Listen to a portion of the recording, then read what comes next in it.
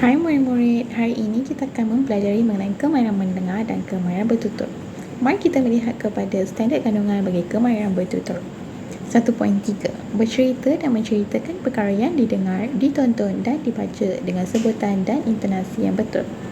Standard kandungan bagi kemahiran membaca ialah membaca dan mengapresiasi karya sastra dan bukan sastra. Standard pembelajaran bagi kemahiran mendengar dan bertutur ialah 1.3.1 bercerita dengan sebutan dan intonasi yang sesuai. 1.3.2 menceritakan sesuatu bahan yang ditonton dengan sebutan dan intonasi yang sesuai. Standard kandungan bagi kemahiran membaca pula ialah 2.3.3 membaca dan menganalisis kandungan teks sastra dan karya bukan sastra. 2.3.2 membaca karya sastra dan karya bukan sastra dengan gaya penyampaian yang sesuai. Hasrat pembelajaran bagi kemahiran mendengar dan bertutur ialah saya belajar untuk memberikan respons kepada guru secara bertata susila. Saya belajar untuk mendengar, memahami dan memberikan respons setelah menganalisis maklumat yang dikemukakan. Saya belajar menceritakan pengalaman saya melakukan aktiviti bersama keluarga dengan rakan-rakan menggunakan sebutan dan intonasi yang sesuai. Saya belajar untuk berfikiran secara kritis dan kreatif untuk menyelesaikan masalah yang dihadapi dalam suatu situasi melalui kaedah role play.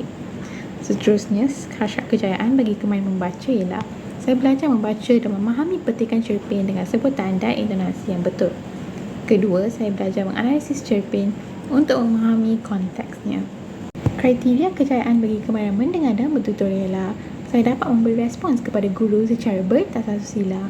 Saya dapat mendengar, memahami dan memberikan respons setelah menganalisis maklumat daripada bahan pembelajaran. Saya dapat menceritakan semula pengalaman saya melakukan aktiviti bersama ahli keluarga dengan sebutan, intonasi dan gaya penyampaian yang betul.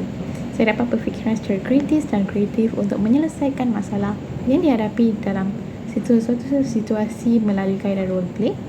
Dan hasrat kejayaan bagi kemahiran membaca ialah saya dapat membaca dan memahami petikan cerpen dengan sebutan dan intonasi yang betul.